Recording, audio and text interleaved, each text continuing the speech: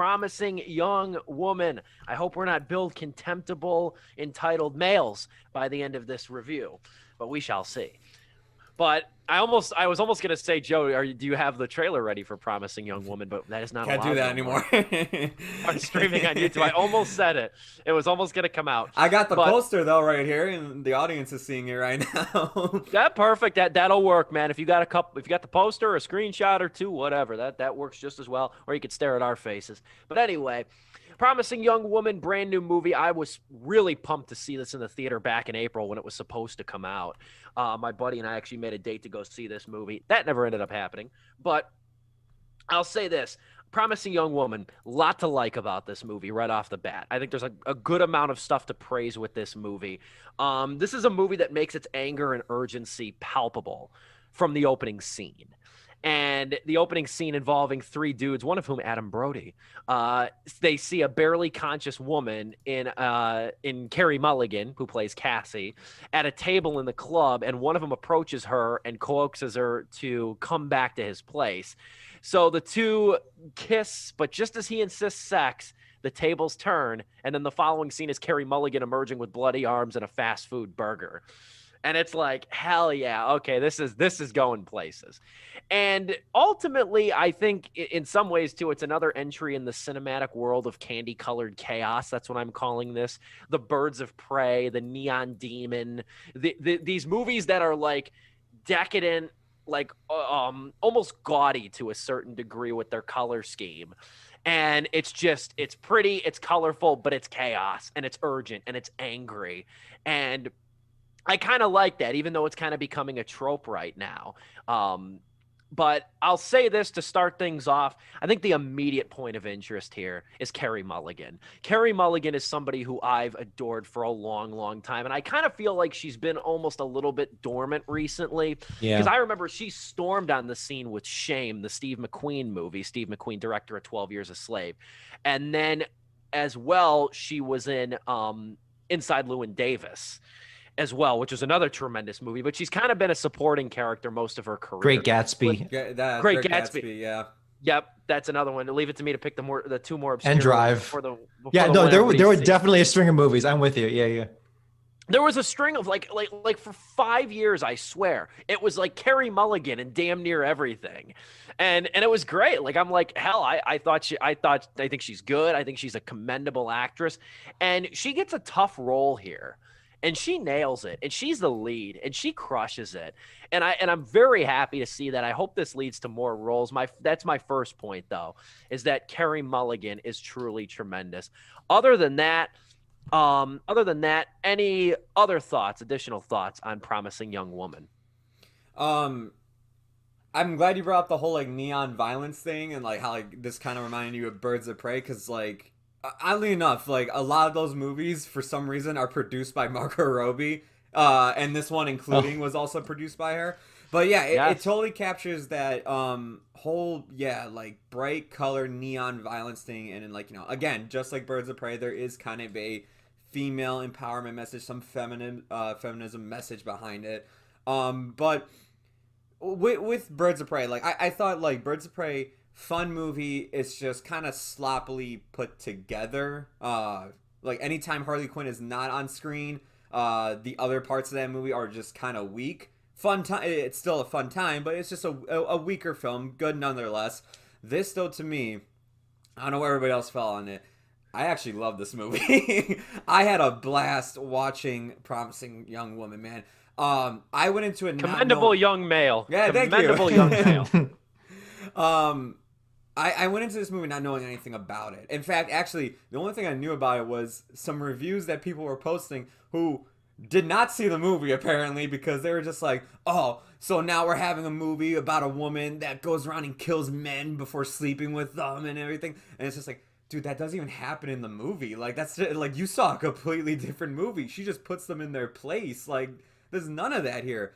So going into it blind, I think probably helped a ton that I had no idea what this was about. And it kind of just lent to the more mysterious performance of Carey Mulligan. What is her motivation? What is pushing her? Where is she going to go? How far is this going to go? And let me tell you, like, by the end of the first act, I was like, oh, okay, she's going to be she's just gonna be doing this to guys and teaching them a lesson. It's gonna have this message about it. Bo Burnham's in it. He's pretty funny so far in it. And then about like the 25-minute mark, the actual like real plot starts, and then you realize she's not just focusing men. She focuses it on anybody in society. If you're a woman and like you're going against what she's trying to get out there, what the message she's trying to like get out and like show like how hypocritical people are being, she will put you in your place as well in really twisted and messed up ways as well.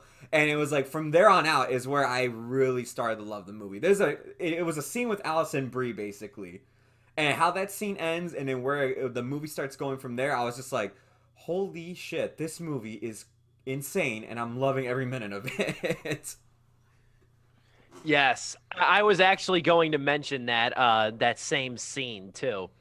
Because I know the scene in question. I don't want to give too much away either, but there's that one, and then there's the other scene that I think is one of the best. I don't want to give too much away. The other scene that I truly loved in this movie was the scene with the college dean. Yeah. That was another one. That insidious power shift right there in that moment was I thought was pretty good. And I'll just, before I throw it over to you again, Dom, the last thing I'll mention too is another thing that I found really good about Carey Mulligan in this movie too is that this is a tough role. I mentioned that earlier because her character is like tossed between exacting revenge and living with the burdensome thought that no matter how many male names she inscribes in her notebook, it won't undo the hurt bestowed on her or her friend Nina. And I think that there's a duality there, and this movie can kind of get messy in places structurally, but grieving's never clean, and I think it's reflected in the structure of the movie. I don't want to lead you into your discussion point, but I felt like that was worth mentioning.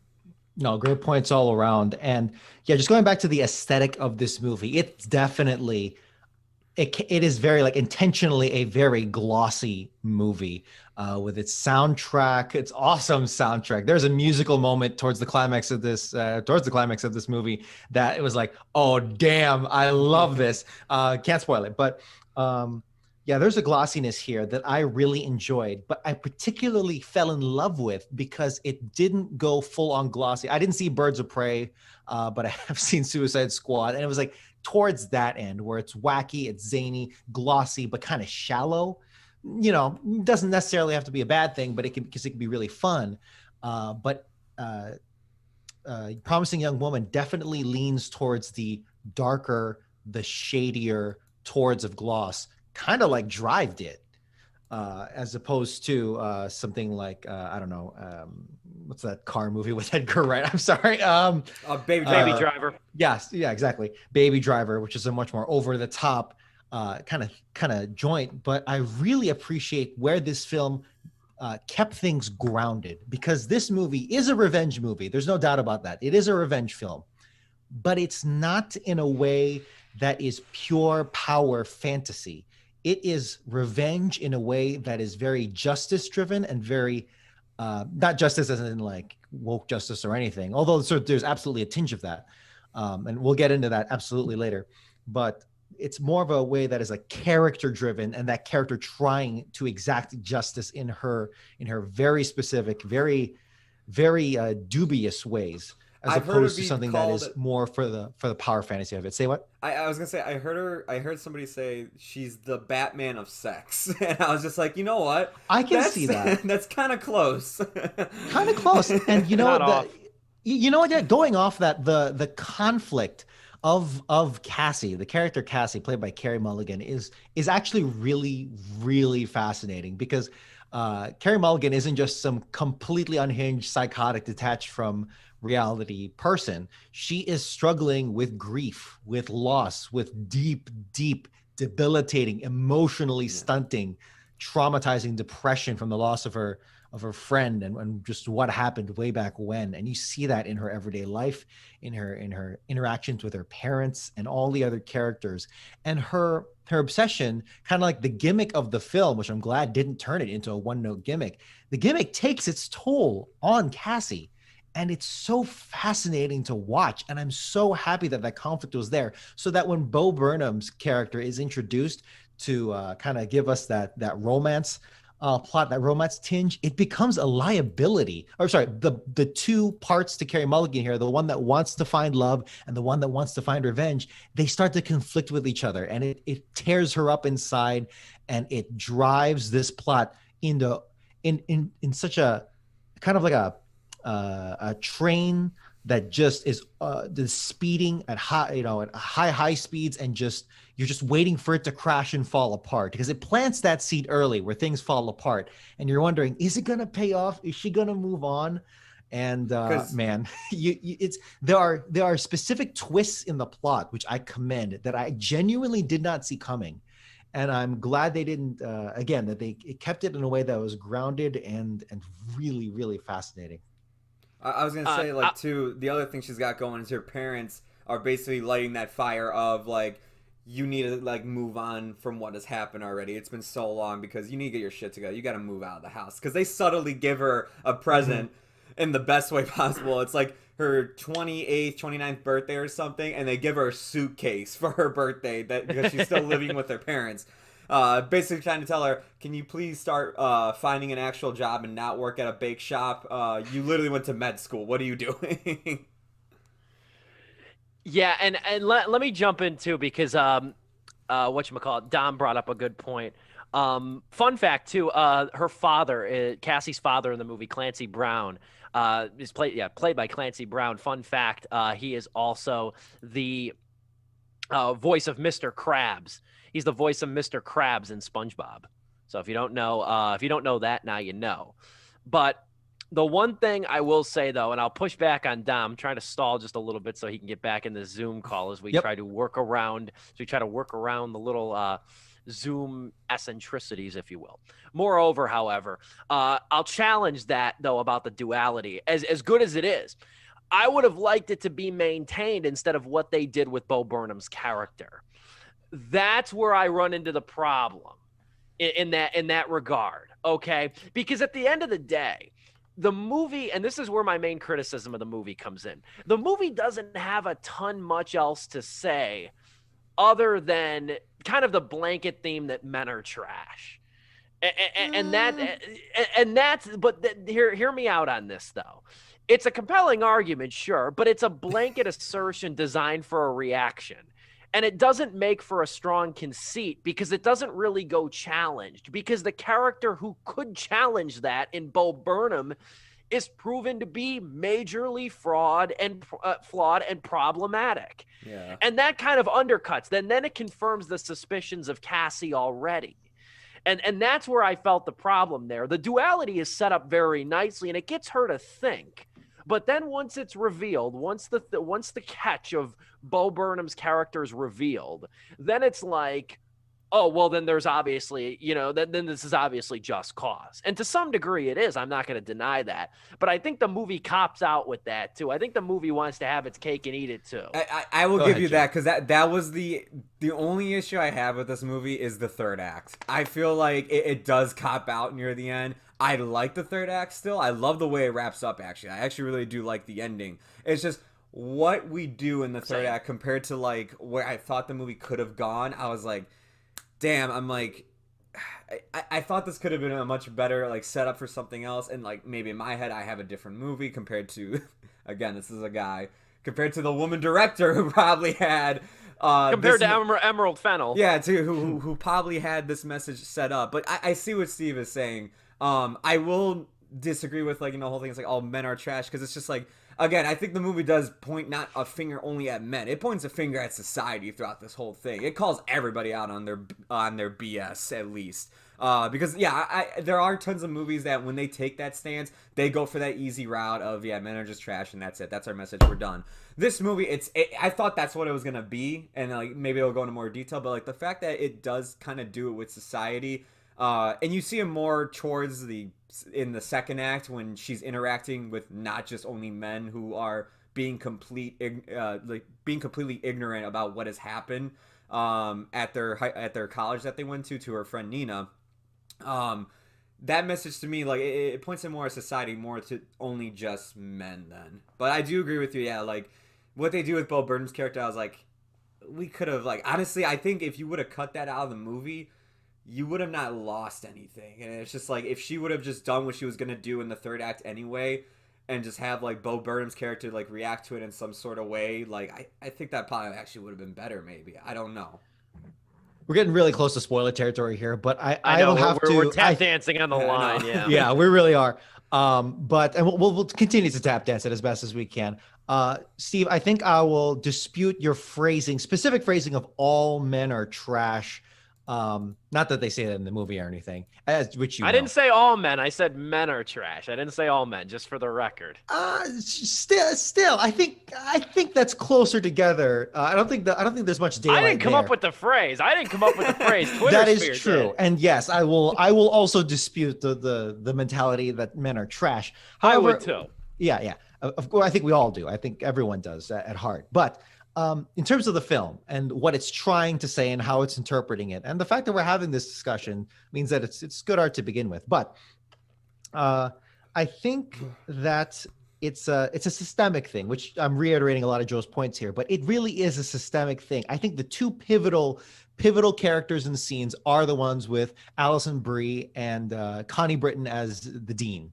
Right, to show that it is, what's happening, what has been happening to women for so long has been a systemic thing up and down and all around. Right, it's not just the perpetrators themselves, perpetrators of these horrible actions, but the people you thought were your friends, the people in places of power, even if they're also women, even if they're black. There's a black person, there's a black man here who is also pretty damn close to doing what a lot of Carey Mulligan's don't want to say victims, but targets, I should say.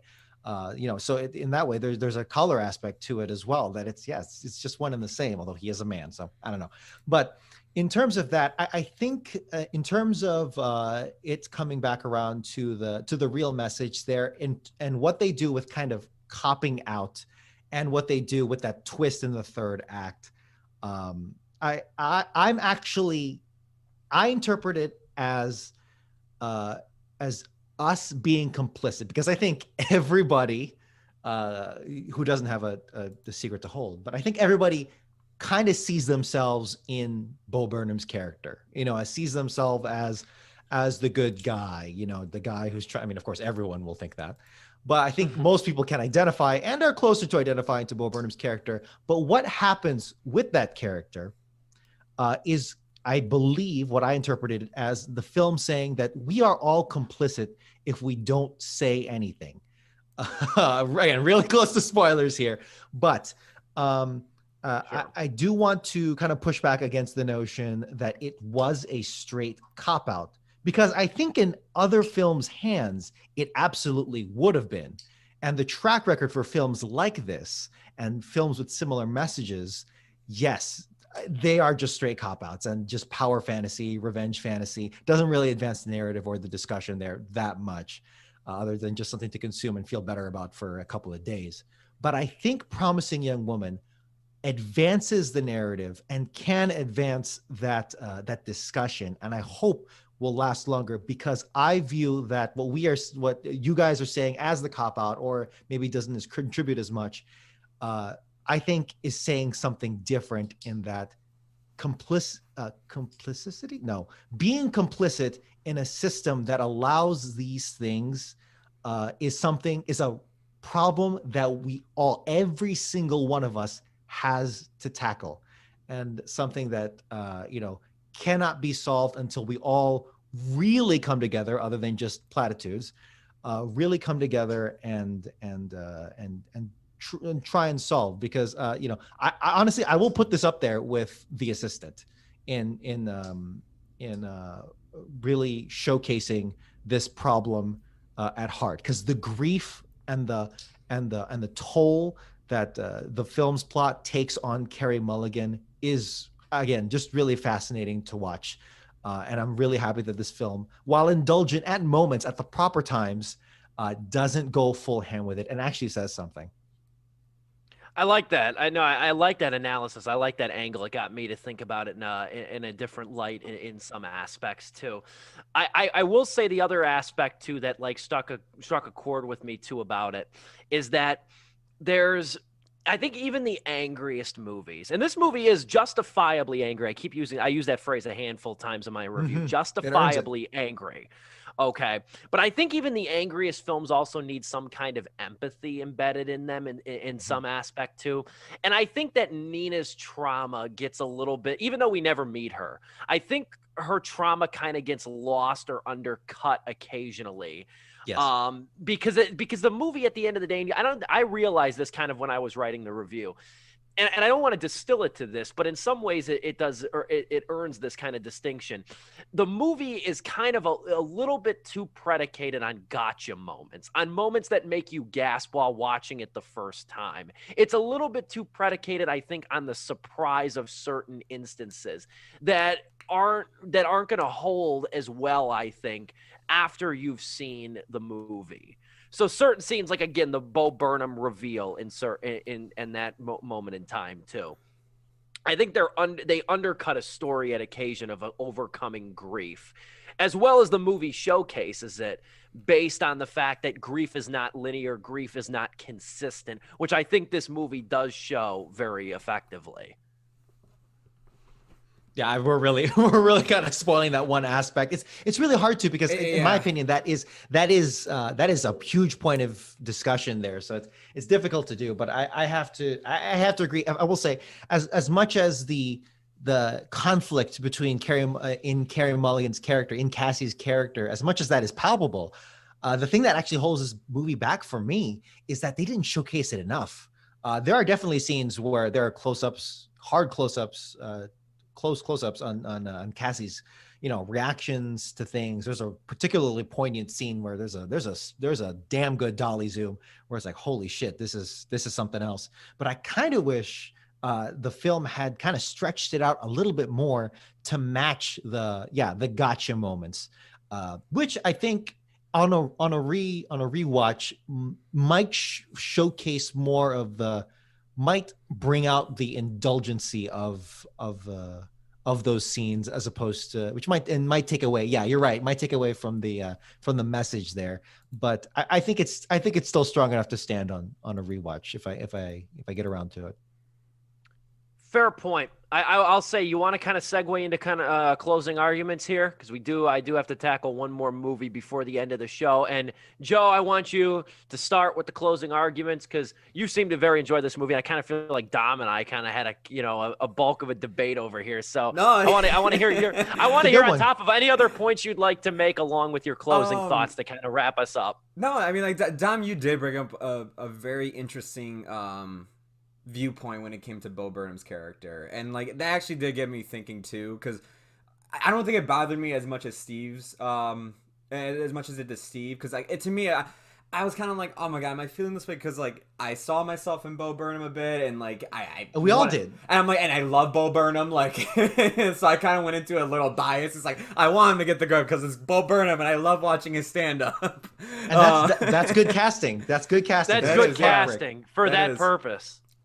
So like, when like it does flip on its head, like, it is a little bit heartbreaking, but like I said, I felt like we didn't have to have that going to the third act, but what the third act actually does and where it goes, I actually did enjoy, because I can't say why, of course, but it takes the same situation, what happened to Nina, and basically does it like again, but in a different way. And I wish I can go into more details as to why. It was such a cool way how they did it, and I was like, my god, that is actually really clever and actually some damn good writing and direction right here. And I wish I can go into it. Like, the third act really is what brought it to my rating that I'm gonna give it. I'll just chime, scored to the best use of Juice Newton's Angel in the Morning. Yep.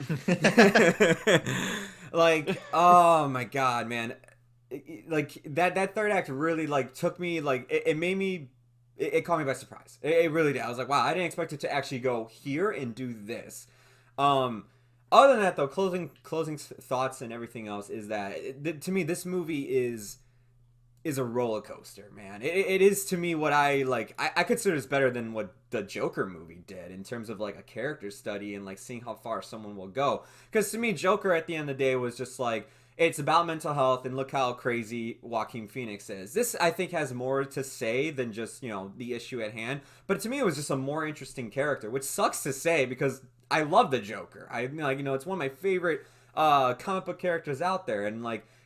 This to me, I mean, this was way more complex to look at. Because at the end of the day, I'll say this too. Even though I said, like, oh, some people have said she's the Batman of sex and everything, Carey Mulligan's character is not sane. She is not a good person at all, really.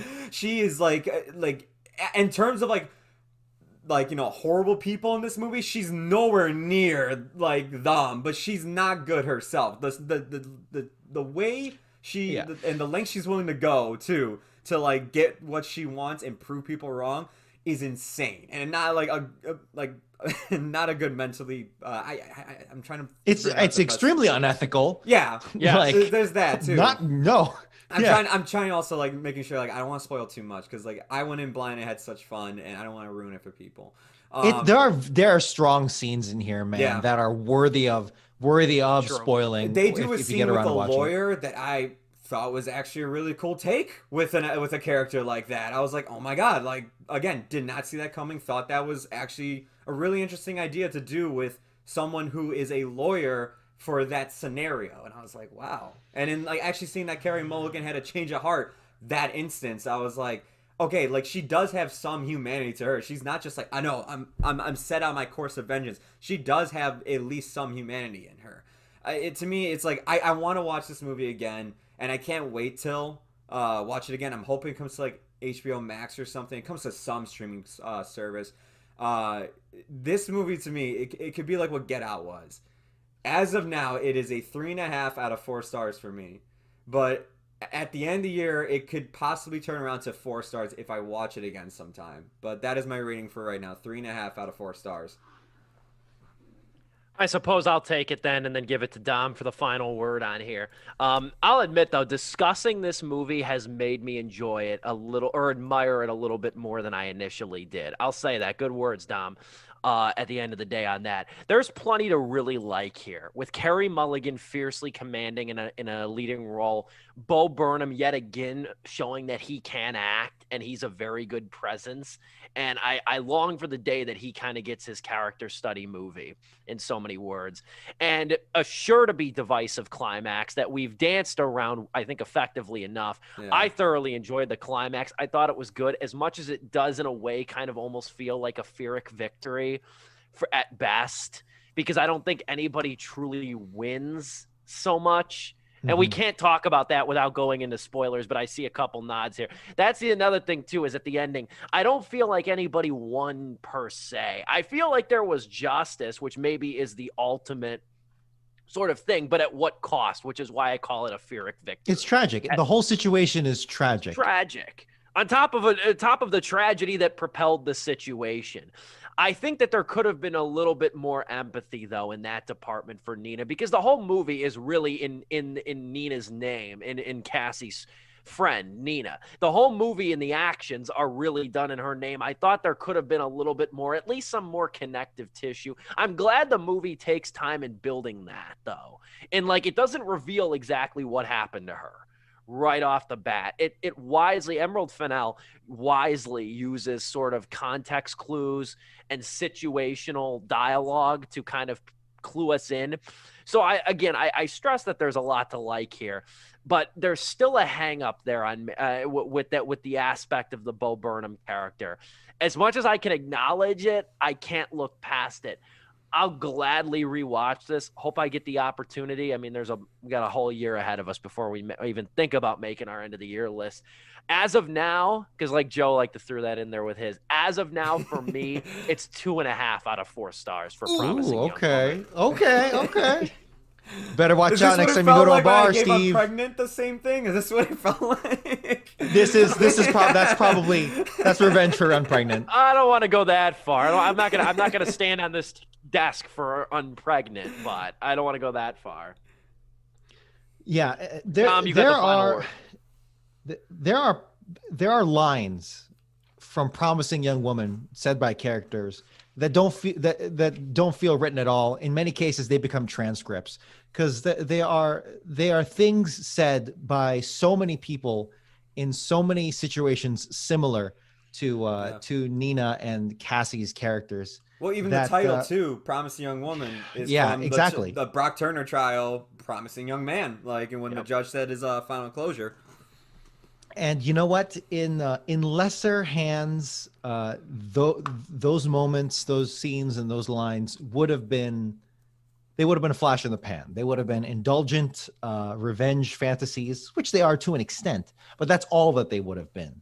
But no, Promising Young Woman elevates itself because of the groundedness, that this doesn't become a full-on slasher, dismember bodies and start, ripping dicks off and throwing them at people. No, it stays grounded, and the conflict and the toil that it takes on Cassie is very, very palpable.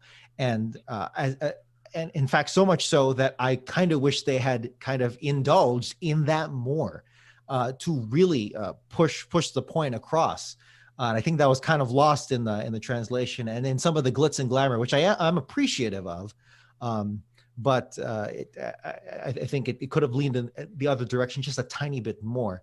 However, you can't deny that Carey Mulligan knocks it out of the park with her acting here. Emerald Fennell, just a fantastic showing in what can be done with such a heavy and ever present subject matter.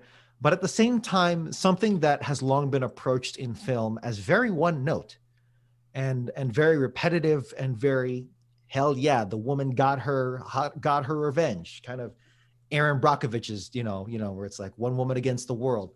But I'm really glad that it didn't. It is tragic. This whole thing is just sad to see. And when things take a turn, they take a turn, and you goddamn feel it. And I'm very happy that the twists in here did say something, even if they don't wind up being long lasting necessarily on a rewatch, perhaps. Yeah, maybe they do kind of milk themselves the moment that you become aware of them. And even if you disagree with, or rather interpret it a certain way that you don't, that may take issue with, that you may take issue with at first, I would contend that that is the purpose, right? You are supposed to take issue with it. You are supposed to be offended by that specific twist that the bulk of our show has taken debate upon. And I'm really happy that this film went there and had not just the gumption to do so, but the skill and the finesse. There you go. That's the word I was looking for. The finesse to tackle these things in such a way while also being stylistic. I thought films like these and the subject matters had to be as heavy and as depressing and as dreary as The Assistant, which is not a bad thing. But the fact that this movie could walk and chew bubblegum at the same time is absolutely astounding. 2021 is off to a fantastic start if it keeps up like this. Emerald Fennell, you've done a fantastic work here. Stars. Oh yeah, sorry. 3.5 out of 4 stars, because I wish they had indulged indulged. I keep using that word, but I wish they had spent more time on the conflict of the internal conflict on Carey Mulligan.